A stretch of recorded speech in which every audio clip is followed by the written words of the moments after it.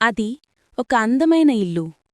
చుట్టూ పచ్చని తోటలు, ప్రశాంతమైన వాతావరణం. ఆ ఇంట్లోనే నివసిస్తున్న దంపతులు విక్రమ్ మరియు అనన్య. వారు ఎంతో అన్యోన్యంగా ఆనందంగా ఉండేవారు. వారి కేవలం సరదా కోసం కాదు, తమ బంధం మరింత బలంగా మారాలని ఆ దైవాన్ని వేడుకుంటారు. తిరుపతిలో గోవిందుడి కళ్యాణాన్ని దర్శించినా, అరుణాచలంలో పర్వతం చుట్టూ ప్రదక్షిణ చేసినా, శ్రీశైలంలో మల్లికార్జునుడికి అత్యంత భక్తితో అభిషేకం చేసినా ఆ ప్రతి యాత్ర కూడా వాళ్ళిద్దరి ప్రేమకు నిలువెత్తు సాక్ష్యం. అనన్యా, నువ్వు నా జీవితంలోకి వచ్చిన దేవతవి. నీ ప్రేమ, నీ నమ్మకం వల్లే నేను ప్రతి రంగంలో విజయం సాధిస్తున్నాను.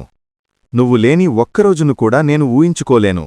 ఆ మాట విన్న అనన్య తర్వాత విక్రమ్తో ఇలా అన్నది. గోవిందుడికి మనకిచ్చిన బహుమతి ఈ ప్రేమ విక్రమ్.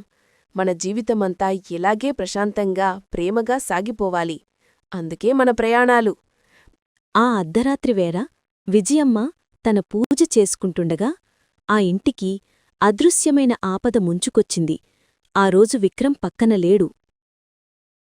అంతా ప్రశాంతంగా ఉన్న ఆ సమయంలో హఠాత్తుగా ఆమెకు భరించలేని నొప్పి మొదలైంది.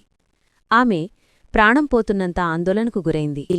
ఇప్పుడే మన ఛానల్ని సబ్స్క్రైబ్ చేసుకోండి. ఈ వీడియోని లైక్ చేయడం మర్చిపోకండి. త్వరలోనే నా కథతో నెక్స్ట్ వీడియోలో మళ్ళీ కలుద్దాం. బాయ్.